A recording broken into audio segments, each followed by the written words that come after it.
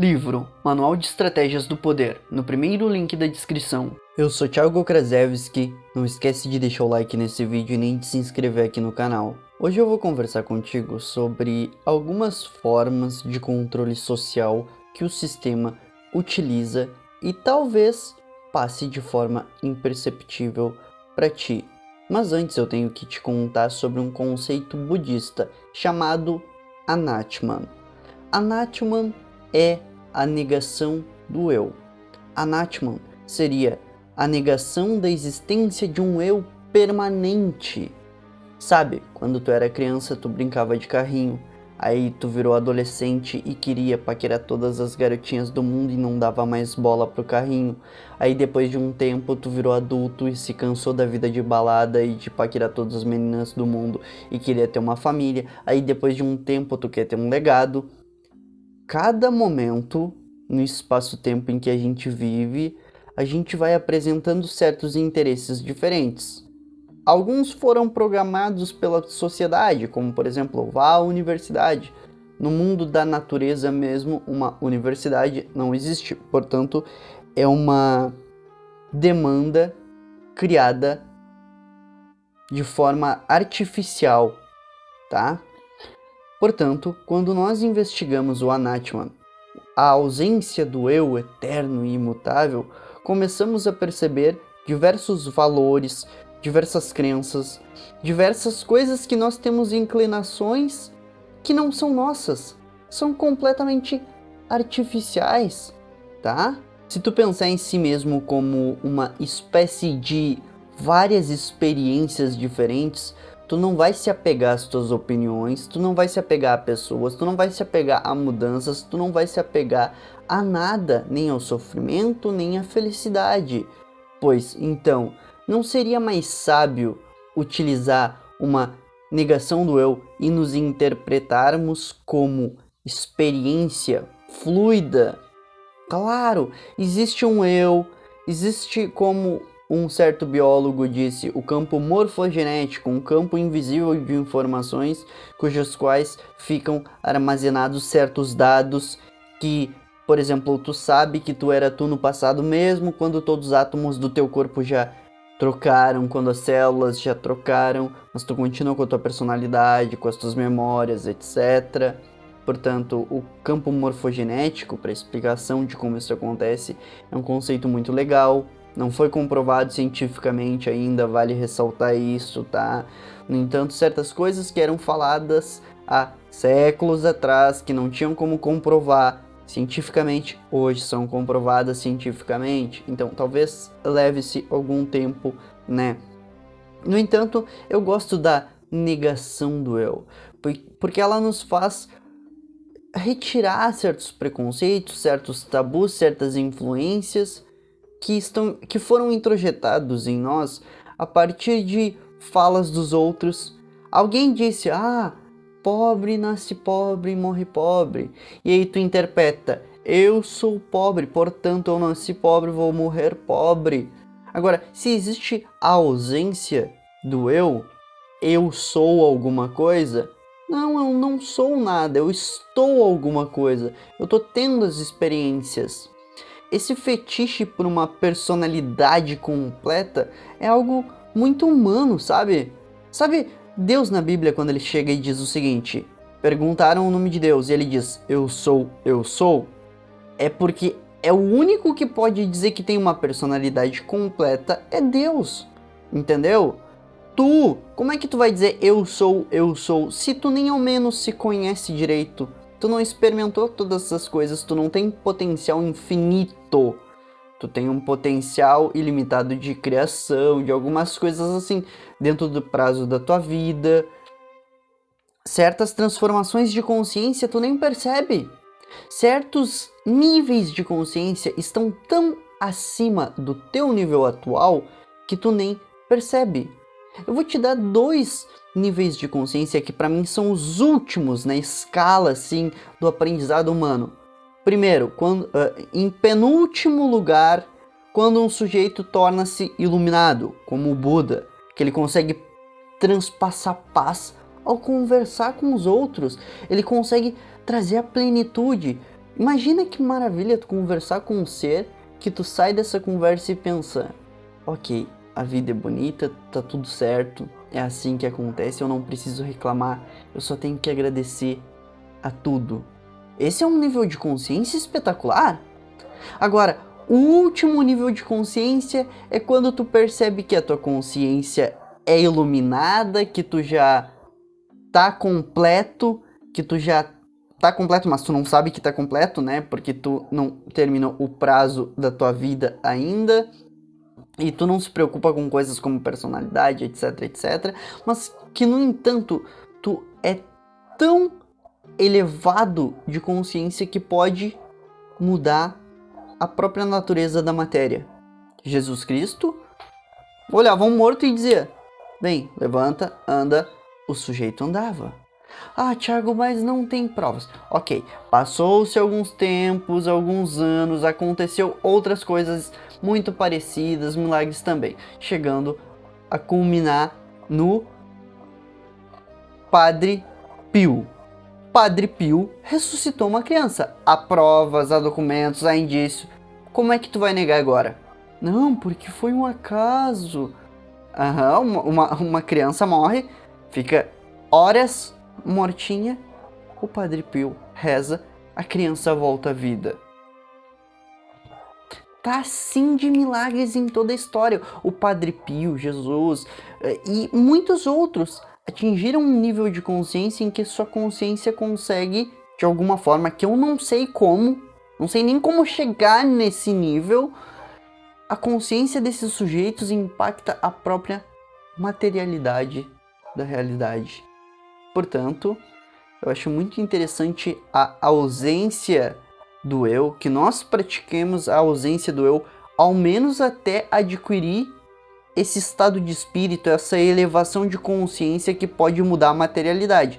Chegando lá, talvez a gente possa dizer, eu sou algo ou eu não sou algo. No entanto, até lá eu recomendo uma negação, sabe? Tu não é os teus pecados, tu não é os teus erros, tu não é também os teus acertos, tu não é a tua inteligência, tu não é, tu está sendo, desempenhando algo, tá? A primeira prova que o sistema está realmente limitando a tua vida é a manutenção da pobreza. O sistema criou uma forma perfeita de parecer muito mais confortável a pobreza, muito mais confortável certos direitos, muito mais confortável a ideia de certos deveres do que subir nos degraus da riqueza. Há uma CLT, e aí vai ser assinada, e aí tu vai cumprir X horas, e o patrão vai receber isso, e tu vai pagar aquilo, e em troca tu vai ter N benefícios.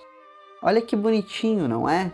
Bom, da minha perspectiva, isso parece um sistema de controle social enorme. Afinal de contas, todos os países que aderiram a um sistema mais libertário, por assim dizer, a população começa a progredir em níveis de melhora rapidamente. Imagina que tu não é obrigado a cumprir um contrato de CLT, que tu pode oferecer os teus serviços da tua forma com o tempo que tu quiser dedicar àquele serviço e não o tempo que o sistema te impõe. Imagina que tu possa fazer 3 horas de trabalho em uma empresa, mais 3 em outra e mais uma em outra. Se tu não fosse limitado a uma CLT, a pagar 300, 400 tipos de impostos diferentes, imagina como seria diferente a tua vida. Imagina se ao invés de dizerem pra ti, não, eu vou te dar uma farmácia popular de graça, então me dê toda a sua renda. Imagina se fosse trocado esse discurso para vamos se alimentar direito, comer saudável, fazer exercício físico, tornar-se mais espiritualizado, afinal de contas é comprovado por A mais B que uma mente saudável cria um corpo saudável, mens sana in corpore sano, mente sã em um corpo são. Efeito placebo na ciência comprova o seguinte, se tu acha que comer esse pedaço de papel aqui vai te curar, já tem 50% a mais de chance de te comer esse papel aqui e curar uma doença que tu tem. Os caras dão cápsula de açúcar, fingindo que é uma cápsula de remédio para o sujeito. Ele vai lá, toma e se cura. Em 50% dos casos, mais ou menos. Psicologia comportamental também consegue resultados 50% iguais aos resultados que os sujeitos que tomam remédio obtêm. Ou seja, se um controle mental fosse ensinado para as pessoas, a gente eliminaria muitos problemas. O Lair Ribeiro conta a seguinte história. Tu pega um deserto e coloca no meio da Amazônia. Recorta um quadrado e coloca um deserto no meio da Amazônia. Tu vai precisar, por algum acaso, chamar os animais que gostam do clima mais desértico? Claro que não. É natural, os animais vão para lá. Tu coloca uma floresta no meio do deserto. Naturalmente os animais que gostam de floresta vão ir para lá e se multiplicar lá. Tu coloca certos conjuntos de crenças nas cabeças das pessoas, é como colocar um ambiente e, portanto, é assim que acontece a saúde e a doença muitas vezes. No entanto, é claro, há vezes que não é a responsabilidade da pessoa, há vezes que foi o destino realmente, há vezes que foi simplesmente um erro no DNA do sujeito. Todavia, é importante ressaltar o poder imenso que há na mente dos seres humanos. Isso só para curar a doença. Agora, imagina o poder que cada um teria se descobrisse que pegar livros e vender é a chave para ganhar dinheiro. Pegar encapsulados e vender é a chave para ganhar dinheiro. Pegar uma estátua de uma coruja e vender para quem quer comprar uma estátua de coruja. O dia que todo mundo aprender a fazer dinheiro, qual é a necessidade do Estado existir, da manutenção da pobreza? Nenhuma, porque vai estar todo mundo girando a economia. Ah, Thiago, mas isso não é possível, porque como que todo mundo vai ser rico? Cara, deixa eu te explicar uma coisa. Como é que os Estados Unidos têm uma classe média gigantesca onde a maioria das pessoas é rica? Claro que é possível, isso é crença implantada na tua cabeça. Não, porque o rico, ele fica mais rico e o pobre mais pobre. Ou se o rico enriquece, então os pobres perdem. Tudo bobagem. Comprovado cientificamente também o quê? Para cada 1 bilhão que o bilionário conseguiu adquirir de patrimônio, ele teve que contribuir 3 para a sociedade, através da venda de produtos, através do que for que seja das suas empresas, sabe? Portanto, a maioria das coisas que tu acha que tá interpretando certo, tá completamente equivocado, porque foi implantado na tua cabeça, tá? A segunda prova que tu tá na Matrix, no sistema, tu acredita que tu tem que trabalhar 8 horas para produzir X grana? Não. No mundo real, tu é recompensado pela complexidade mental e, portanto, não importa se tu trabalha 15 minutos ou 8 horas. No entanto, essa cultura que está diz que tu tem que trabalhar 8 horas de forma maçante, com tarefas mecânicas. É tudo um saco. Por quê? Porque há toda uma burocratização enorme. O governo dá um jeito de colocar suas mãos nas empresas, onde elas precisam cada vírgula ser justificada, cada vírgula ser documentada. Então cria-se demandas de coisas mecânicas e estúpidas que poderiam ser evitadas, tá? O que isso significa na prática? Significa que se tu for empreender, não empreenda pensando que tu tem que trabalhar 8 horas por dia para ter resultados, tá? Também não significa se atrelar às 8 horas. Se tu quer trabalhar 12, trabalhe, desde que tu saiba o que tá fazendo. Quer trabalhar 15 horas por dia? Trabalhe, desde que saiba o que tá fazendo. No entanto, eu creio que um ser humano normal, se não fosse obrigado pela rotina, por tarefas mecânicas e maçantes, precisaria trabalhar entre 4 e 6 horas. Por quê? Porque já daria conta de todo o seu ofício. Por exemplo, um sujeito na redação de um jornal que tem que ficar 8 horas lá. ele passou 2 ou 3 horas trabalhando de verdade e o restante das outras ou no banheiro, ou conversando, ou isso ou aquilo, entende? A terceira prova do sistema estar controlando a tua vida: a existência de um negócio chamado sistema educacional. A educação não pode ser sistematizada. A única forma que existe de educação é autoeducação. Ou existe autoeducação ou nenhuma educação. Ah, Thiago, mas com que provas tu fala isso? Pierluigi, um dos maiores profissionais de toda a história sobre como aumentar o QI das pessoas, ele dizia: existe apenas autoeducação. Outro tipo de sistema não é educação, é doutrinação, é escravização, é politização, é qualquer coisa. Agora, a educação de verdade é o teu interesse de aprender as coisas. Não tô falando mal da escola, ainda é preferível estar na escola ao estar na rua, ou estar roubando, ou estar fazendo qualquer tipo de coisa. No entanto, eu tenho que dizer que é muito falho pegar um sistema e dizer: tu tem que aprender X, Y e Z. Tu faz as pessoas pegarem rancor do estudo. Incrível! Durante todo o período que eu tive nas aulas, eu tinha nojo de estudo. Bastou eu passar um ano longe da escola, descobrir livros. Sou uma pessoa que lê pilhas e pilhas de livros. Por quê? Porque aí é do meu interesse.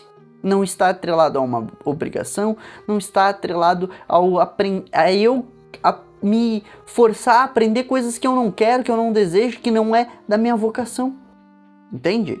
Um sistema educacional sempre vai ser falho. A gente devia ter diversos tipos de modelos de escolas diferentes, onde o sujeito vai para uma escola que ele acha melhor. Tu não acha que deveria existir uma escola de educação de retórica, outra escola de educação em debates, outra escola de filosofia, outra escola de psicologia? E que para adentrar a uma dessas escolas não é necessário um diploma, apenas o interesse, porque o interesse vai produzir um intelectual, se o sujeito assim quiser ser, tá? Não é necessário esse sistema de educação. Quem acredita e coloca muita fé no sistema de educação é só porque nunca examinou de verdade o que acontece nas escolas. Quarto ponto: o uso da tecnologia cada vez maior para nos controlar, nos monitorar, nos introjetar medo, nos introjetar crenças. Não faz o que eu quero, eu pego uma tecnologia chamada bomba atômica e vou jogar em cima da tua cabeça. Não falou o que eu quero nas redes sociais, processo em ti. Não fez as coisas da forma que eu queria que tu fizesse, o governo vai ir atrás de ti. A tecnologia tem se tornado um instrumento não da facilitação do conhecimento, não da democratização do conhecimento, mas da facilitação das elites exercerem seus poderes em relação aos oprimidos. E antes que tu interprete isso errado, elite é quem tá no poder, são os políticos. Essa gente, essa calhorda lá de cima que fica dizendo: vocês têm que fazer isso, vocês têm que ter jornada de 8 horas, o governo tem que regulamentar isso, o governo tem que regulamentar aquilo. A tecnologia tem crescido o poder que vai ser exercido por os governos. Já há sistemas de controle social na China. Quanto tempo tu acha que vai demorar para ser implantado um sistema de controle social em que, se o sujeito diz em uma rede social algo que o governo não gosta, ele vai lá e retira grana dessa pessoa? Não vai demorar muito. Quanto tempo tu acha que tu tem até aprender a ficar rico com sujeitos como eu, Pablo Marçal, Wendel Carvalho? Pouco tempo. Reuniões intelectuais, reuniões de pessoas que querem expandir a sua consciência, claro que vão ser proibidas por o governo. Pessoas que têm consciência não se sujeitam às bobagens de alguém intitulado Supremo ou alguém intitulado Autoridade. Porque a autoridade do sujeito passa a ser sua própria consciência e não o que é dito, e não a opinião popular. Como é que tu vai meter medo em alguém que não tem medo da opinião popular? Impossível, não é mesmo? Então, a gente utiliza certas ferramentinhas para vasculhar a vida do sujeito, para ver se ele obedece realmente os princípios de forma cega, obedecer o governo de forma cega, o sistema de forma cega, sem questionar nada, sem falar nada, sem abrir a boca, sem olhar para o lado, entende? O futuro vai estar todo mundo vendado se ninguém lutar pela liberdade. E as tecnologias serão facilitadoras deste processo. A quinta prova que tu não questiona as coisas e que o sistema faz assim e tu aceita, é que tu aceita a existência do dinheiro. O dinheiro é apenas conceitual, uma historinha que te foi contada e tu acreditou e, portanto, é utilizada como instrumento para te fazer certas coisas ou deixar de fazer certas coisas. Eu tenho um pedaço aqui de papel, esse papel vale a tua vida, eu vou retirar de ti, hein? Atrele-se emocionalmente a isso aqui, hein? E aí as pessoas caem nesse conto, achando que dinheiro significa poder, achando que dinheiro significa um alto status social, achando que dinheiro significa um monte de coisa que não significa. Dinheiro é papel, dinheiro é apenas número. E as pessoas que têm poder de verdade, que entendem o traquejo social real, entendem a potencialidade de como explorar os outros, te exploram, te dão propina, te roubam dinheiro, fazem o que quiser de ti e ainda, no final das contas, tu olha pro sistema e diz: grande pai dos pobres, rouba, mas faz.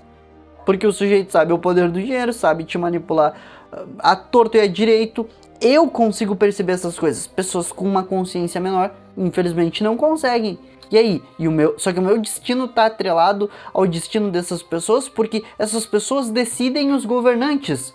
Sabe qual é a diferença de um animal para um ser humano? O animal nunca colocaria alguém tosco para liderar o bando.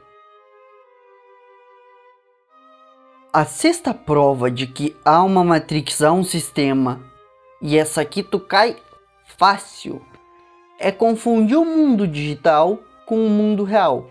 Sabe o que o mundo digital é? Nada. Foi pesquisado com as mulheres. O que vocês acham mais importante? Ter um relacionamento ou ter a página do Instagram de vocês? A grande maioria dessas mulheres respondeu que o Instagram proporcionava mais coisas que um namoro. Ou seja, a maioria das mulheres hoje está em um relacionamento sério com o Instagram e não com um homem.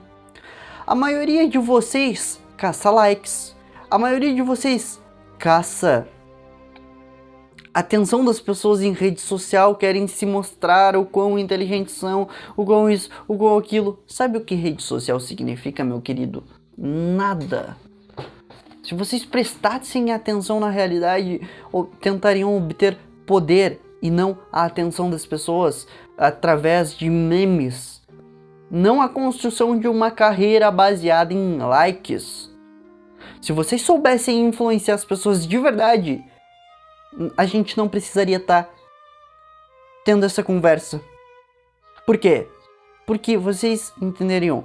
O mundo online, a cultura digital, é só um jogo em que os mais espertos vão se utilizar desse jogo para exercer impacto no emocional e intelectual de vocês.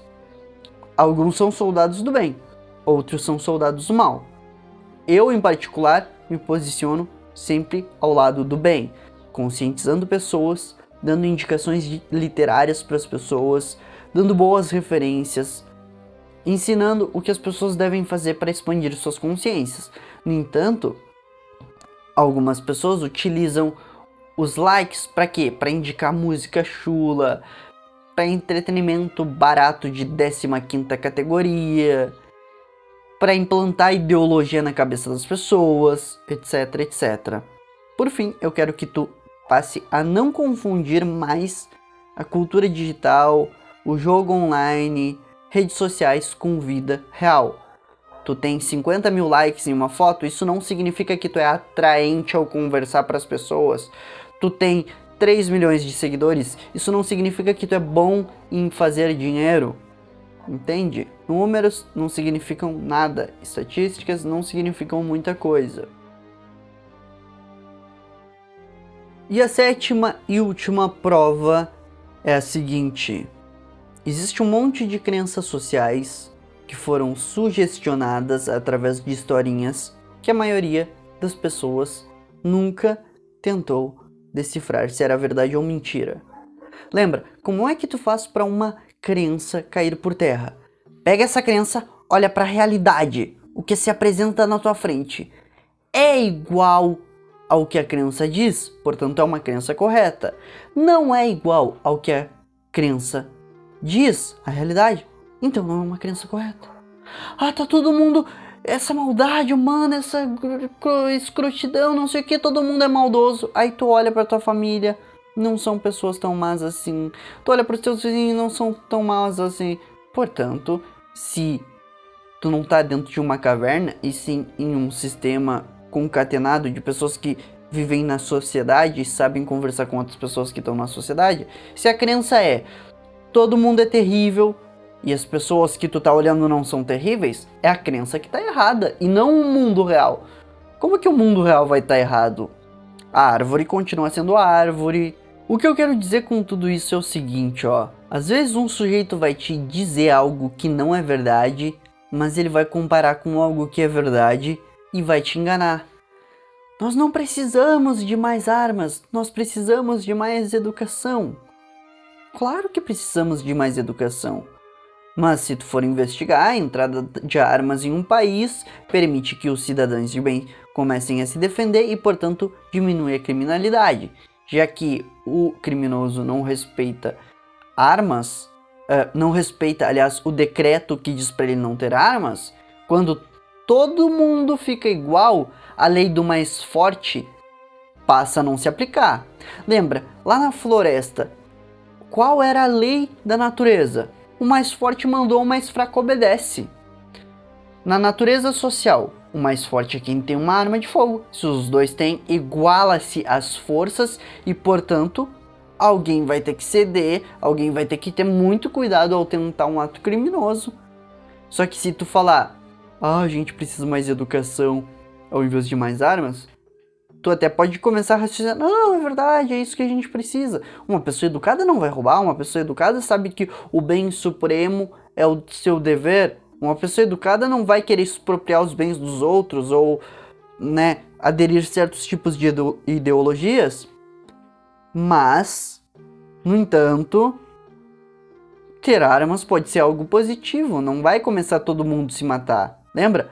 Faz parte daquele conjunto de crenças. Todas as pessoas são terríveis, todas as pessoas não são confiáveis, tu deve desconfiar do teu vizinho, tu não pode ser patriota porque senão tu vai ter um símbolo de conjunto com esse teu vizinho. Lembre-se, o que a história nos revela? Países que são um pouco mais patriotas são os melhores países do mundo para se viver, porque há um senso de unidade. Nós temos uma bandeira ao qual respeitamos, nós nos diferenciamos do resto do mundo, nós estamos dispostos a lutar por território. Agora, quando isso não existe em um país, o que acontece? Desconfiança geral. Os piores países do mundo para se viver são os países que têm menos patriotismo, menos senso de unidade nas pessoas. Elas acham que todo mundo é muito terrível, que tem que desconfiar de todo mundo e, portanto, torna-se uma sociedade insuportável de viver. Entende?